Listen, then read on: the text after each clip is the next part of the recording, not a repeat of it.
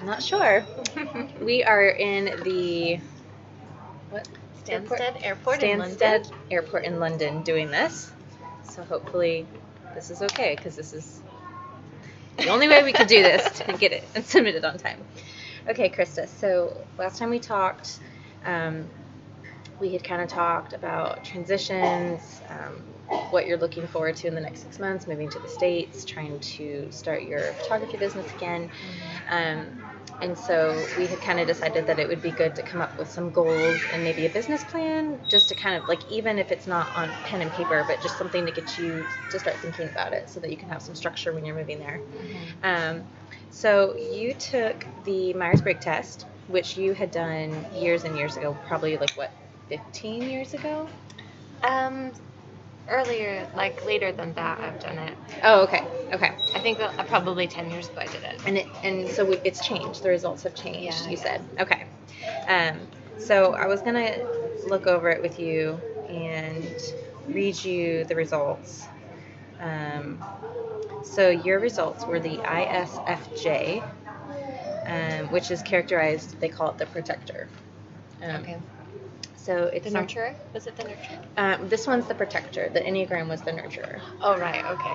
Gotcha. Which I think is pretty similar, as we'll read. But it says it's someone who's smart, responsible, and caring towards others. It means that your personality type is reflected, hold on. In detail orientation in your work. You like a clear-cut routine established. You are able to read others. Would you say that's true? Yeah. And because of your ability to read others, it gives you a strong sense of responsibility. And jobs that are chaotic or change a lot can cause a lot of stress on you. So you're actually like 9% of the population. Only 9% of the population is like this. So it's kind of fun. I always knew that. I always knew I was. As a protector, your instinct is to fix problems and not create them. When a coworker is distressed, it's not uncommon for this personality type to reach out to them, even if it interrupts your own workflow. And because you work best in environments that have set schedules with clearly defined roles, that allows you to use your observant and practical nature to solve problems. Would you say any of that is true? Yeah. So ideal careers for your personality type include opportunities to take advantage of your strengths and not let them be turned into weaknesses. So careers that require spontaneous decisions or rash actions without time to analyze all angles are not for your personality type. So they give a list of some careers that are ideal, like doctor, or nurse, or personal assistant, secretary. Really? A doctor? Because don't they have to make split-second decisions without... Well, I think it's the need to protect people. They treat patients. They're compassionate. Definitely not smart enough to ever be a nurse or a doctor. But go on, I think you could. Ones? Librarian, data analyst, which I'm like... anyways, people... So it's actually like people-oriented careers. Like one's a dentist or orthodontist. It's detailed, meticulous work that requires someone who is both empathetic and focused. So I think that's the thing, is like you know how to pay attention to detail. You're quick on it, like you thrive in that, but as long as it's structured, but you're also people-centered, and so you really like your work to have value. Yeah. So, do you remember what your score was before? INFJ. INFJ. Okay. Yeah. Same, just that N turned into an S. Yeah. So what do you have any thoughts as to what might have changed that? I think just maybe maturity and, having family. I've moved countries twice since then, so you have to kind of change a lot about yourself when you move to a new country. Maybe that's what, yeah. And I think being a mom changes a lot of your personality. Yeah.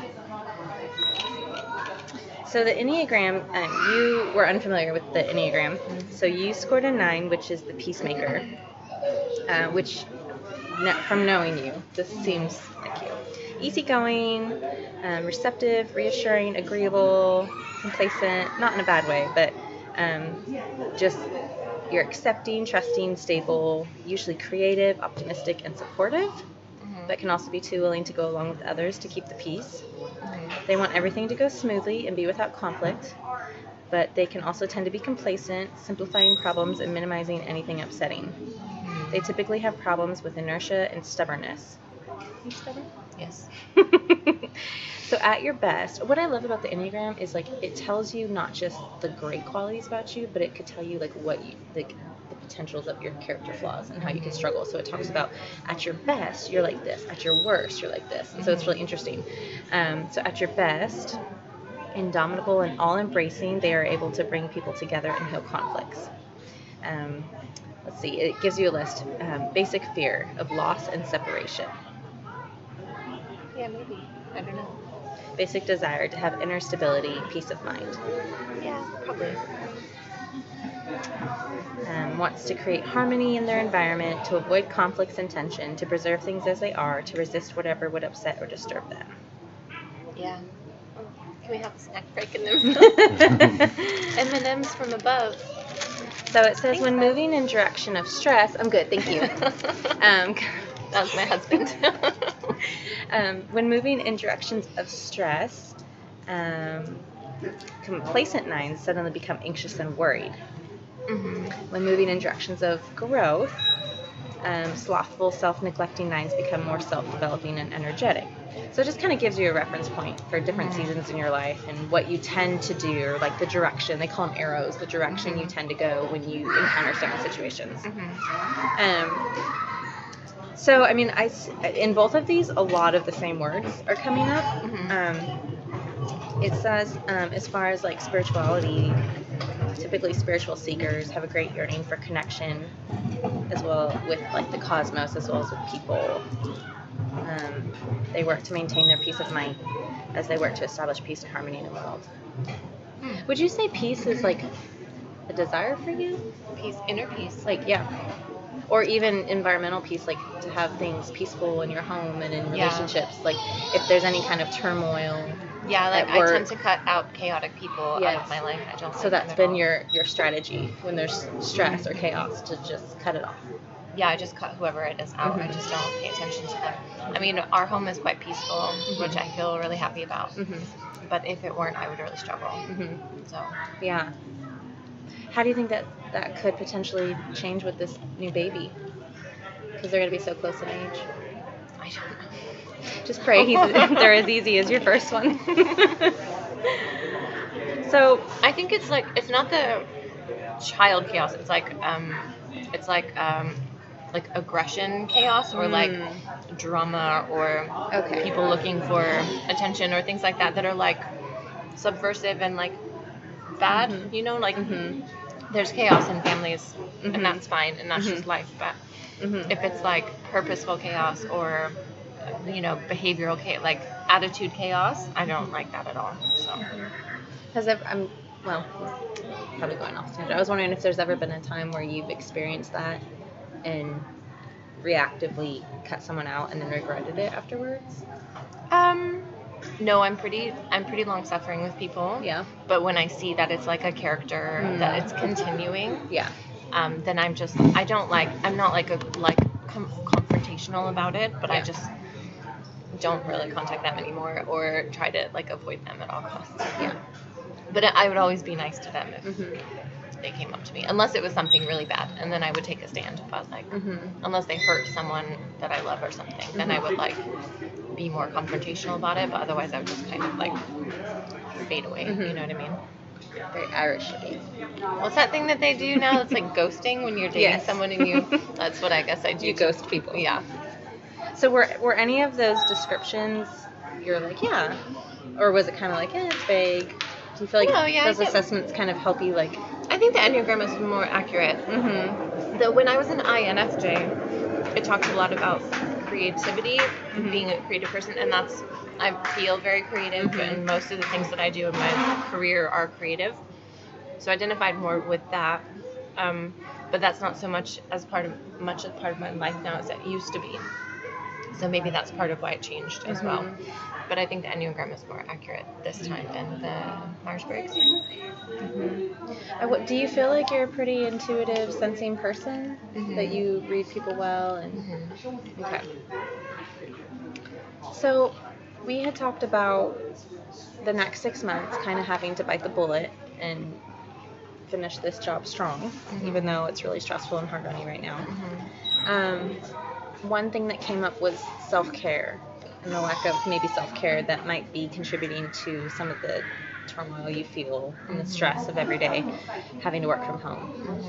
Have you thought about if there's anything, small or large, that you can start implementing in your life during these next 6 months that might add a little bit of light to any of that?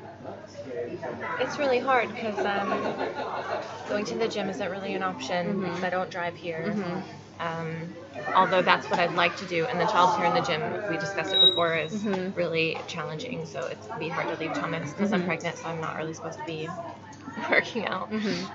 But I think like even just having John, my husband, watch Thomas, on a Saturday morning and go getting my nails done, or going to get a coffee. But what I'm struggling with right now is that I do that. I say, oh, I'm gonna go get a coffee, and then I end up taking my laptop and working because I have so much to do. Right.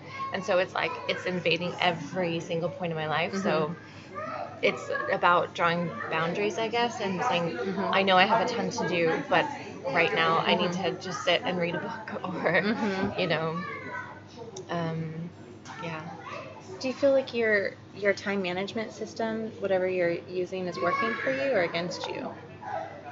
I don't feel like I have a time not with my job. Like with my son, we have a very good time management system, but it revolves around him. It doesn't revolve around my work.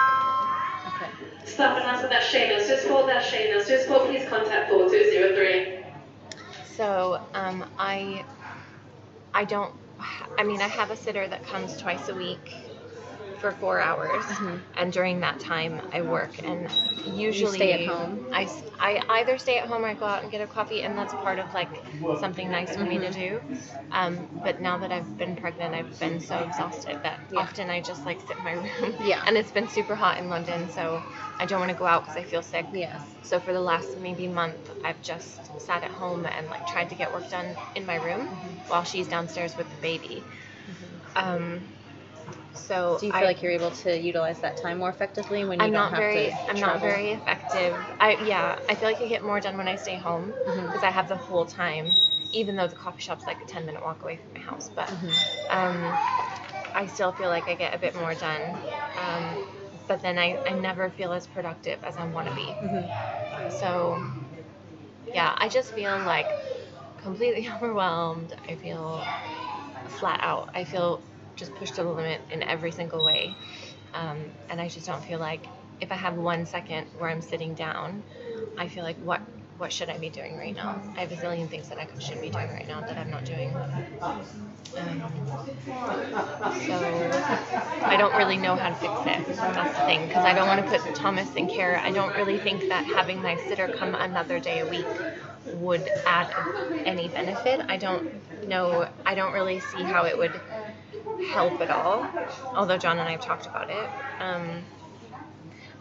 Is it that you're really behind in your work, or that you just feel that you should be working more? I feel that I should be working more, and I'm really behind. Okay. I think I've reached the point now where people are starting to notice that I'm behind because I work from home and I don't have a ton of accountability.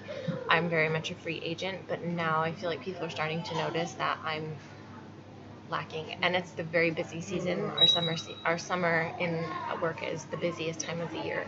So I'm struggling to keep on top of all of the reports that I have to do and getting all of the content out. So maybe it's my own like judging myself, and no one has given me bad feedback. No one has told me that I'm not doing a good enough job, but I feel like I'm not doing as good of a job as I should. So that's why it's hard for me. No one's telling me that I'm doing a bad job. I just feel that I am. So then I get stressed because I don't want to do a bad job. So all that to say, I don't know what I can do. I don't know if my time system is working. I don't know how to make it better if it's not working. I just feel so confused and stuff. I don't really know How many hours a week do you think you need to actually be able to do the job? I'm supposed to work 4 days a week. Right now, I probably work. How many hours per day? I probably work 15 hours a week right now.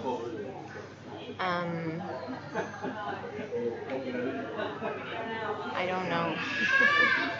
Because like my workload changes from month to month. So some months I have a ton of publications that I have to do, and some months I have very little. And so I feel like because my availability isn't really changing, it doesn't expand, and I'm completely full up some weeks and months, and then other weeks and months I don't have any, like, I don't know what to do with myself because I've done everything. And so I find it difficult to manage that ebb and flow, you know? I don't feel like I'm answering your questions very well. No, you are. So, is money an issue if you had your babysitter come 3 days a week? Do you think that would help? I would probably ditch the cleaner if I had. I have a cleaner and a sitter. Okay, I'm that person. I would probably not. It's not an issue, but we already spend, what is it? It's like £100 a week on the sitter and the cleaner. I would probably, if we did get her another day, I would drop the cleaner at least maybe once a month. And quitting early is not an option, right? No, because we have to have my job for John's visa. His visa depends on my job, so it's not an option. Okay. And do you feel comfortable talking to your supervisor there and expressing? They don't care. My supervisor doesn't have a clue, so. So then it seems like a lot of the stress you're putting on yourself is From me. in your head. Yeah. It Just definitely that is. internal pressure to be perfect and do everything perfect, even if you're not getting negative feedback. Like you still feel, for some reason, like you're failing. Because I'm not doing I know how much I work, and I know what I'm doing based on what I did before when I didn't have a baby and all these things. And I'm doing less than half of what I used to do. I mean, and my assistant right now is on maternity leave, so I don't even have any help. So I'm doing it all. I'm doing it all like myself, and I'm not getting what I need to get done, and I'm not doing it as well as I want to do it. So yeah, it is me. Like I still meet all my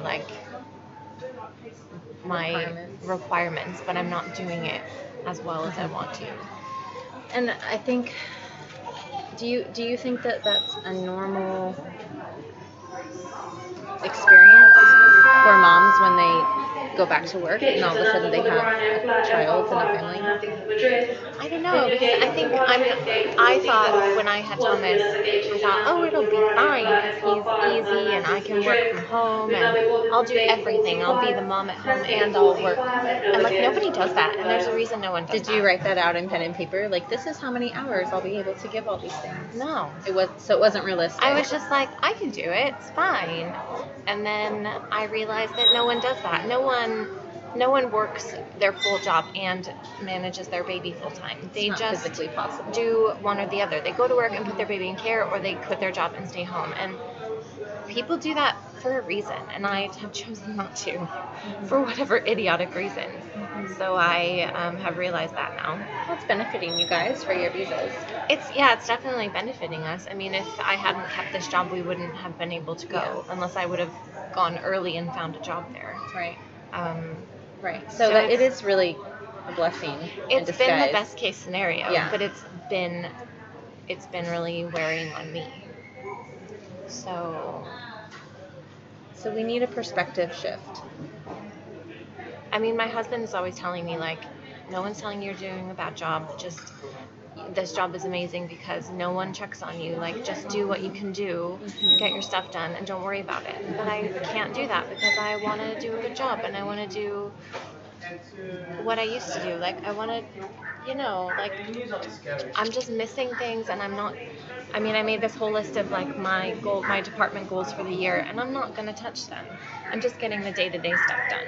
I'm just keeping my head above water and not getting in trouble is basically what I'm doing. Yeah. And it's a season. Yeah. and it's gonna go by really fast. But it's just not, I struggle with that, like just keeping my head above water and just doing the bare minimum. I struggle with that because I don't want to do that. I want to do my job well. I want to, so. Would you consider yourself a perfectionist? Not in most areas of my life. In this area, do you think? I'm not, I don't know. I sound like one when I'm talking, but I don't, sorry, everyone in the airport knows my work problem.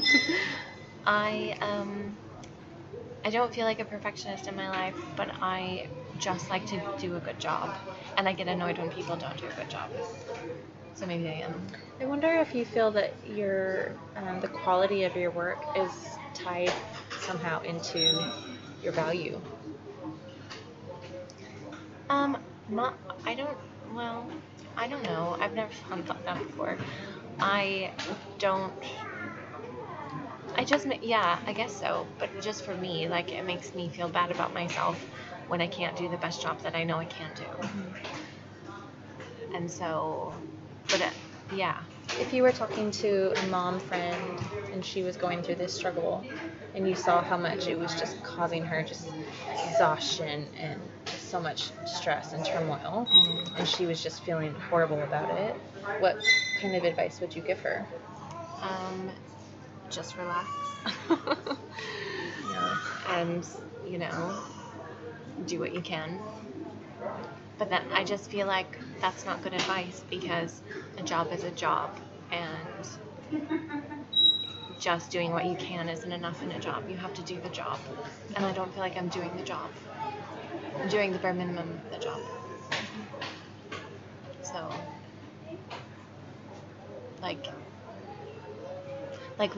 when my boss started, so my boss is from Rwanda and lives in Kenya. And they're very family oriented there. And so my first call with him when he first became my boss, he said, "Don't worry about your job. Don't worry about this, Krista. Don't worry about all these things. Just be a good wife. Just be a good wife. That's all you need to do." And I was so offended by that, because I'm like, it's not your job to talk about me being a wife. This independent feminist. I'm not here. I have a job, and I'm going to do that job. It has nothing to do with me being a wife. It has nothing to do with my husband. It has to do with me doing a job well, and being you're paying me to do a job, I want to do it. I was really annoyed about that. Do you feel differently about it now? Now that you do find yourself struggling a bit to find the balance? No, I still feel like it doesn't matter, I find it a bit easier because I do go out and,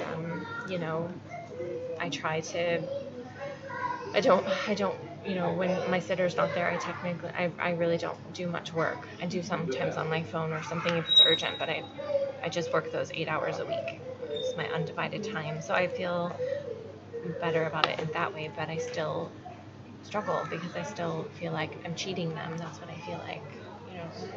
I'm cheating them. Do you think that's really your heart, though? Look at how much you're beating yourself up over it. It's not like you're like, I'm lazy. You don't even know it.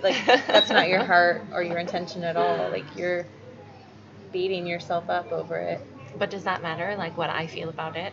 If they're paying me for 4 days a week, and I'm working 8 hours and I'm getting the bare minimum done, it doesn't matter if I feel good or bad about it. I'm still cheating them. Well, but he did say there's a precedent of family's more important. He told you not to stress about having this job, to focus on being, present with your family. Those are their values. I feel like if they were unhappy with you, perhaps they would, because they're also very direct, right? And yeah. Sometimes. If they were unhappy or needed something else, do you feel like they would just say it to you?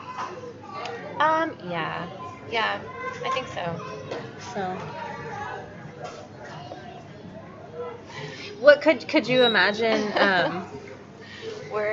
Our flight's leaving in 10 minutes. Oh, good. Could you imagine what it would be like if you just accepted the blessing? This is the announcement for the passengers for 701.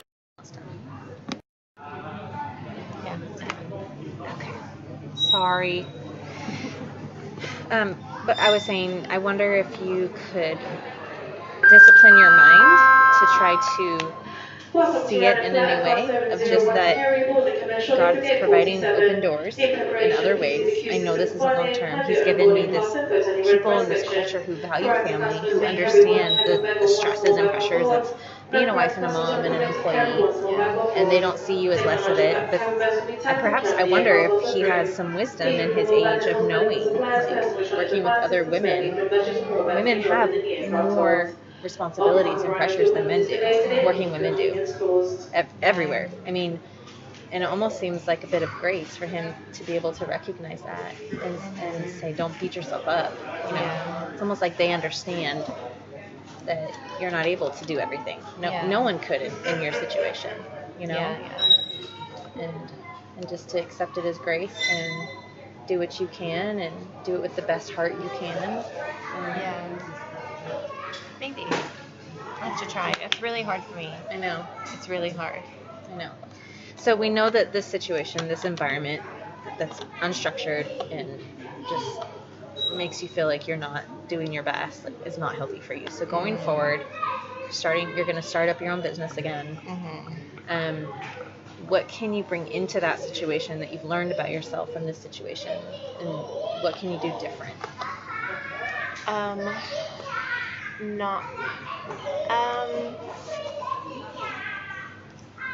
Well, be easier on myself about things. And not get into a situation where I'm so isolated. I think that's the hardest. If I were in an office, I think I would find it a lot easier. So, I mean, having my own business and things is my ideal because I'd have so much more free time and it's a lot less demanding, you know. I mean, in some ways, but I wouldn't have this pressure on me of like I have to fill this time every week. I would just have my things that I need to do, kind of like I guess like I do now, where it's just I try to get these things done, and then you know I feel right now I feel pressure to like fill that time, and that's what stresses me out because I can't. Right. So without that pressure of like having to fill 4 days a week and just being able to get the milestones of like having a business done, I would feel so much better. So a goal is to create your own work schedule that works for you, not against you. Yeah. As far as hours and commitment and expectation and all of that. Yeah. Another goal would be to surround yourself with more people professionally and relationally, and not be so isolated. Yeah. What's like an action bullet point that you could use for that? I know we had talked about like MOPS and I think definitely I've been looking at like preschool groups for Thomas when we move, and MOPS groups, and even like photographer networking things, and maybe joining the professional WPPI thing for photographers. So and just getting kind of to know people around, even getting on as a second shooter for some weddings with another photographer or something, just making some friends that way.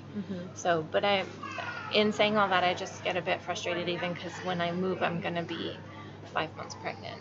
And so I did a photo shoot when I was 5 months pregnant last time, and it didn't go very well. So I think I'm just going to have to, I think when I get there being pregnant, I'm just going to take that time to like really assess things, because it's hard to do from here. Absolutely. And just maybe I should just see it as a blessing to like a mandatory break. Yeah, just to assimilate. You're going to have to assimilate back into the States. That would be a great time to start preparing. Yeah. Nesting for your new baby, nesting for the beginning of a new career, you know, getting your home in order. Yeah. I'll have to get my website set up for the US again as well, and refresh it and all those things. So yeah, maybe I should just see it as that, just a blessing, like, and just a time to kind of get settled before the baby comes. Yes. So Absolutely. yeah. And to really know what you're doing and how, like you said, creating almost a business plan. Once you get there and you get your home settled and, you know, you start plugging into a MOPS group or finding a gym and doing all those things, just and then to be able to actually sit down and create a business plan of, this is how I'm going to start building up my clientele. This is how I'm going to network with other photographers in the area. These are the promotions I'm going to offer. This is how I'm going to get my website. You know, it's a lot. Yeah. And so you're going to need that time to really thoughtfully prepare and strategically prepare, Yeah. because you will have 2 babies once you start working again. Mm-hmm. And you are going to have to decide, do I want to do a 50-50 split? Am I going to be outside of the home working while they're in daycare? Yeah. And those are things you're going to have to talk to John about and Yeah. figure all that out. Find a nanny or whatever. So Mm-hmm. I think it would be a mistake to try to rush into it too soon. Yeah. That'd just be more stress and chaos for you. Yeah, probably. I've just been so eager to get going with it because I thought when I moved abroad that I could continue being a photographer, but the market is so different here. It just didn't work out. And that's why I took the job. Yeah. And so the AE job, and it's been a great job, and I've learned so many things. But it's been the last few years a real struggle. So Yeah. So yeah, I think it'll be. Yeah, I think I need to look at business plans and start getting in the mindset of getting ready for the move and getting things reorientated to the U.S. So Yeah. So it sounds like you have some good ideas of what needs to change, how things could change to make them easier for you. It's just a matter of implementing them. Yeah. So, okay. Thank you. Yes, thank you for doing this. Sorry, we have to get on our airplane now, so we're cutting it off short. That's my baby and my husband. Bye. Bye. Bye. I can't see the thing. It's there. Yeah.